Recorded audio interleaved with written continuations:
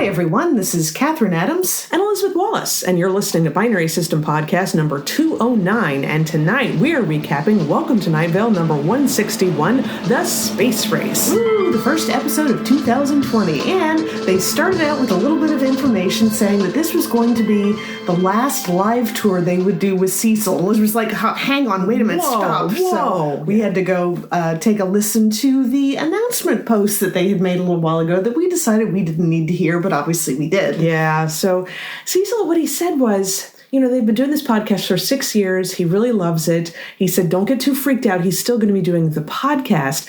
But he just said he's just not going to be doing the live shows anymore. He also said he was going to be doing the podcast as long as he's physically able. And I know that he is HIV positive. So I hope that he's doing okay. Yeah, it could just be that he's been doing the tour for so long and he's the one member that you absolutely have to have at every single episode. That and the Deb, the sentient patch of haze. She usually shows up as well. Yes, exactly. It's got to be a lot of, and they've gone all the way to Australia. They've gone to the UK. I mean, it's got to be a lot. So yeah, this next live show that's coming around in 2020, Cecil Baldwin's last live show. So now we have to get tickets. Yes, that's coming up to North Carolina in March. So that will be the next thing I do after we finish recording is to go see if there are any tickets left. Oh my goodness. Well, so as for the episode, it's called The Space Race. And that's because Cecil is telling us that this is the Children's Fun Fact Science presentation. They do this every year. And this year, the theme of the presentation is going to be the space race, with some help on the research from Carlos, who didn't make an appearance in here, but it was nice that he helped. So you know that these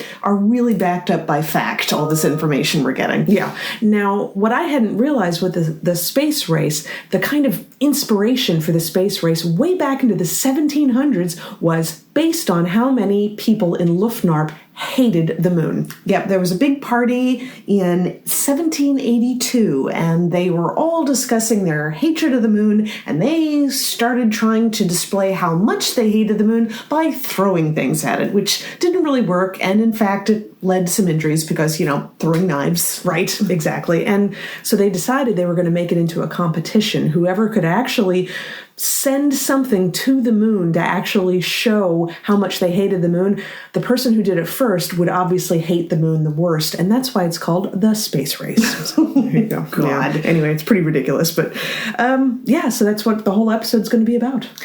They did take a quick break for the news, and you may or may not have heard that there's a presidential race going on right now. Had you heard anything about that? A little something, yeah. We've been hanging out with Dad, and he may or may not have CNN on all the time. All the damn time. But anyway, Night Vale is no different from anywhere else. They have their opinions. They have spirited debates every night at the Depressed Spine Boxing Arena. Yeah, so pretty much whoever knocks everybody out, that's how they win the debates. So, and I'm like, might actually be better than what we currently have in place. I think so, yeah. But it's between Spotless Tony and Heartbreak Maggie, and Cecil is supporting Spotless Tony, but he can understand the appeal of Heartbreak Maggie because she's got the most arms of any candidate and the most eyes, and she can literally kill you by singing. Yeah, so good luck on that, Night Vale. I think it's the day after the Iowa caucuses around here. You may have hit on a winning system, because I don't think we have. No. Anyway, yeah. So we went from there to traffic, and it was kind of a poem, I guess, sort of. Sort of, and it kind of translated to go on a pilgrimage to space by any way possible, and then regret your decision. Pretty much. It was nice. It was a pleasant poem with a really dark message to it, but anyway. So the space race went on through the 18th and 19th centuries, and they tried all sorts of things like catapults, which didn't go far enough, and gunpowder, which usually had very terrible effects on the people trying to get to space, and the Archduchess of Motley Meadows, and I want to see someone cosplaying as that at the next live show I go to, the Archduchess of Motley Meadows. Very cool. She tried to get there by lucid dreaming, and she actually got better and better at it until she came to at one point and realized that she had died centuries ago, but she was still dreaming, so she went back to dreaming. Yeah, sent herself into one last lucid dream forever, and I'm like, And that was basically the space race until 1953. That was pretty much all anybody got done. But anyway, now a word from our sponsor. Borders, Books, and Music, which, are there any Borders, Books, and Music anymore? No, I used to work for them. They've been gone quite some time. Okay, if you would have told me that the newspaper industry would have outlasted Borders, I would have never believed it. But yes, yes, indeed. And what did they say? what is it? The way you are now is how we used to be, and the way we are now is how you will be. Yeah, pretty much. Yeah. Talk about dark. That is, a little bit of a side note, and this is something I've actually been curious about. There's still an ongoing lawsuit between the family of Franklin Chen and the city of Night Vale. And it's been made complicated by the fact that Hiram McDaniels hasn't been seen since the incident, which, we still don't know what exactly Hiram McDaniels looks like now that the Violet Head has been killed. So, anyway. But it's even more complicated by the fact that it's still in the discovery phase of the lawsuit, and the lawyers for the Chen family keep having to deal with the fact that they have to go through all these laser grids and dodging all these traps and everything to get to the records, because records are top secret in Night Vale, and they haven't had any luck getting them to turn the laser grids off. No, as the founders of Night Vale said, give us laser grids or give us death. So they take it very, very seriously. So we move on to the descendants of the York family, I believe. They, in 1953, they founded a new agency specifically for this race that they were in. They called it the North American Slap the Moon Agency, or NASA for short. Very clever. Very good. That needs to be a t-shirt. It really does. Some combo of the Night Vale logo and NASA and like a big handprint on the moon. Oh, yeah. And we also had the descendants of Lufthansa, which is apparently Russia. And they were in this race as well. But I think Neil Armstrong was the one who kind of won the race because he hated the moon more than anybody. Yeah, well, that gives you incentive. Just for a little bit of an amuse-bouche before the main course, we have a word jumble that Cecil read out, and that, you take these nonsense words and you unscramble them and come up with a very popular phrase. Yeah, I didn't write any of that down. It went on for paragraphs. It really did. And as soon as it started, Catherine's like, I'm not writing that down. But good luck with solving that one. You're going to have to listen to it yourself because we won't give it to you. But anyway, so we go back to Neil Armstrong, and the team was headed to the moon. He sets foot on the moon. Now, what was the phrase that he said? I have a small foot, but humanity, metaphorically, has a very big foot. Very, very large feet, is what he was recorded as saying. So you have to wonder if he lifted a little bit the way Neil Armstrong did in our version of reality. Probably, yeah, that's fine. I'm sure they would record a better version for him anyway. Yeah. So he's looking around, and he sees something on the moon. And we don't know what it is because Cecil says we better go to the weather first. I'm like, of course we do. Yeah, what was the artist and the title of the weather this week? It was called Have a Smoke by Head Portals. It was fine. It was fine. Yeah, it was. I kind of felt it was like the singer sort of reminded me of Green Day, but it had sort of an easy listening saxophone in the background. Not my cup of tea. No, it was okay. No, not really, but at least it didn't last too long, and we got to go back to what Neil saw on the moon. Neil found a house. Actually, quite a few houses up there, camouflaged so that you can't see them from above. And Neil's looking around, and this town on the moon seems to be abandoned, but then he suddenly sees there are all these pets there in the windows and looking out at him, and I guess open to the elements and not seeming to be bothered by it. But a cat walks up to him and introduces herself to him, and they could talk. And she tells him that they are lost pets from Earth, and they are lost on purpose because that's the way they wanted it, and she doesn't want Neil to tell anyone. And he goes back to the lander and looks at the other astronaut, who happens to be Lee Marvin, because of course it's Lee Marvin. And he says, I found something amazing. And Lee Marvin said, did you find an entire town full of lost pets? Yes.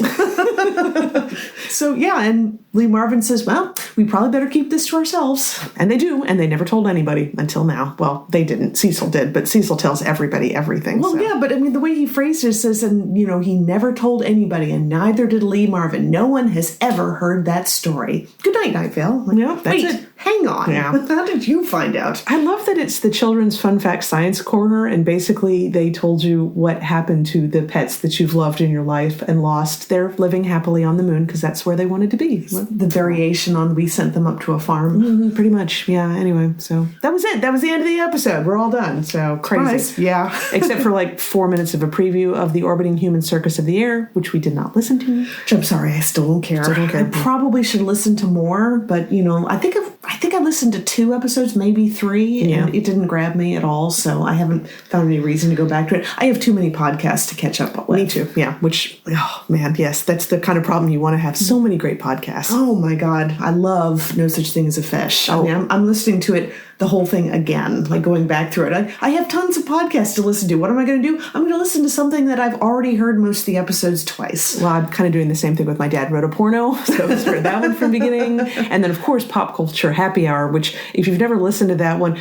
their episode about cats was really wonderful. They all hated it, in case you're wondering, spoiler warnings, but there were some people who had loved the musical and some people who had never really even heard of the musical, and they had this whole wide range of people on the podcast, and they all hated the movie. So there you go. But so in other news, the Binary System Travel Edition is still ongoing. So, of course, to celebrate...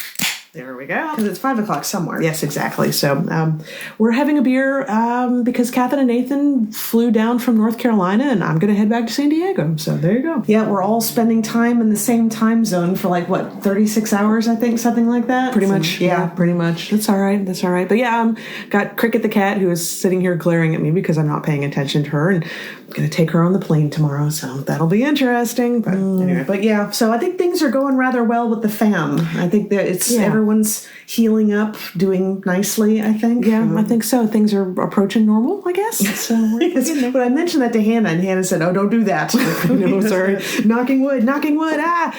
But yeah, anyway, so thank you to everybody who asked about Mom and Dad. They are definitely doing better. So we wanted to finish up the episode with a shout out to a couple people. First of all, this shout out is to Steve C. I'm not going to say his last name because I don't know if he wants us to. If you want us to, please let us know. We certainly will.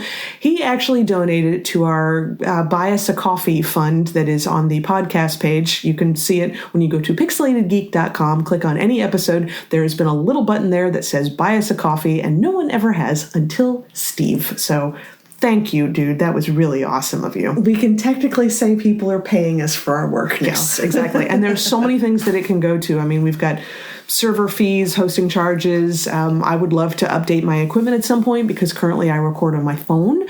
So there's a lot of things that could go to. But thank you. What I wanted to say was, at one point, Night Vale was doing a thing that says if you supported their podcast, they'd make you a character on their podcast. And we said, if you give us money, we'll make you a character on this podcast. So we certainly will. So, Steve, what do you think? Is he a Star Wars fan or a Star Trek fan? Oh, he's Star Wars all the way. All right, cool. Good guy or villain? He's a villain, but he's the kind that you really love because you think you can change him. Oh, nice. Very nice. Very good. Okay. Does he like the Marvel Universe or is he tired of it? I think he's a little tired of it, actually. It's going on a little bit long. I think he's thinking about moving over to the dark side, which is DC. Yeah, right, exactly. But we won't stop you, man. We don't judge over here. That's cool. Let's see. I think of Steve as being an inventor. What has he possibly invented? Litter boxes. Oh my God, Silence litter boxes. Wow, thank you, Steve. You would just save the world. We just had the cat was trying to get into a litter box during the recording. Thanks, cat. He also has in the works an app that will cut all of the smell off of a litter box. So it's like, man, Steve, you are a genius. World changing, right? There. Seriously. But anyway, thank you very much. Chime in, let us know if we got any of that right. Or if there are any additional details you'd like us to get wrong. Yeah. Oh, yeah, that'd be great too. We can get a lot of details wrong. We really can. But thank you. Now, our next shout out, we have a friend, Val kind of got us through high school because we came from a small school to a public school. And Val is one of those people you meet in your life sometimes who's like, I'm going to be your friend. And it was wonderful. Yeah. She's kept our sanity going for so many years. So she just recently introduced her son, Joey, to the podcast, and he apparently enjoyed it. And I think that is awesome because teenagers do not tell you they like something if they really hate it. They are very honest. Yes, exactly. So, hi, Joey. Hi, Joey. We appreciate you listening. That is very cool of you. So I guess that's probably going to wrap us up for the week. So make sure to check out PixelatedGeek.com for all the book reviews, the movie reviews, the comic book reviews, the photo galleries. At the time this episode drops, we are about 3 days away from the Oscars. So take a look at PixelatedGeek.com. We have tried so hard to get as many movie reviews as possible posted to the site. I will repost a link on our social medias, but we have a lot of contacts in Instagram, and we've been running a lot of their movie reviews as well. So lots of opinions all over the place. Who are you? Have you seen any of the Oscar-nominated Best Pictures? Yeah.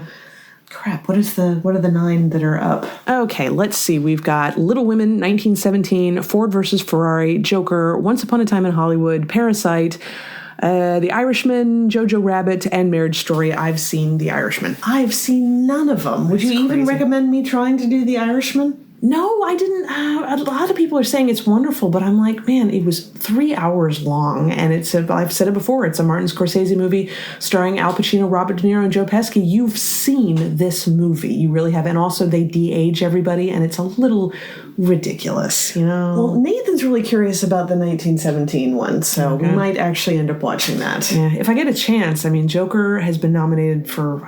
Joker and Once Upon a Time in Hollywood, I think, are like 10 and 11 nominations, so I could knock out a lot of categories if I would see those two. I just haven't quite made myself do it. The Marriage Story's on Netflix, so at least I know I could stream that one. Maybe I'll give that one a shot. I don't know. Well, has anyone posted a review of Knives Out yet on No, they haven't. No. Okay, I might actually write a blurb about it, just because you can't say much about it because you don't want to give anything away. But I just, I saw that movie with no knowledge ahead of time about what it was supposed to be or what anyone was saying about it, and I thought it was delightful. Oh, okay. It would be nice to have that one win. I have no idea at this point.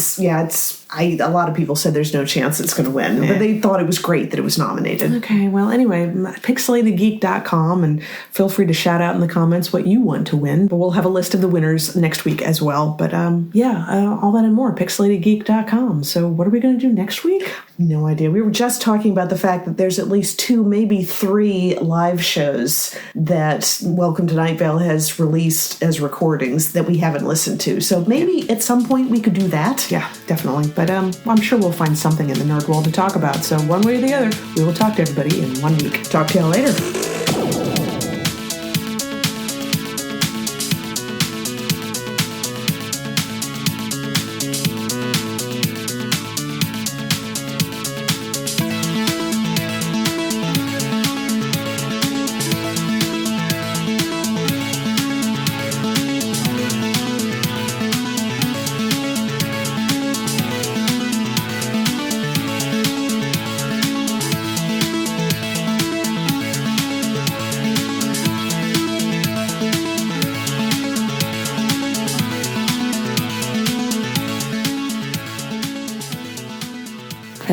Hello. Good. It seems to be working. So I'll turn mine on too? Yeah. And he's looking around, it's abandoned, and yes, of course, you're going to have to wait. Mm-hmm. Yeah. Oh my God, she's probably going to take a poo. It may drive us out of the room if she does. Cat, really, right now? Do you have to do that now? Yeah, Starbuck will go in there and she'll scratch and scratch and scratch and scratch and scratch. And then there'll be like this wave of odor that drives you out of the room, and you go back and she didn't cover it. And it's like, why were you even digging? This one really does like to dig, though. Are you done? Cricket. Could you please? Could you just not?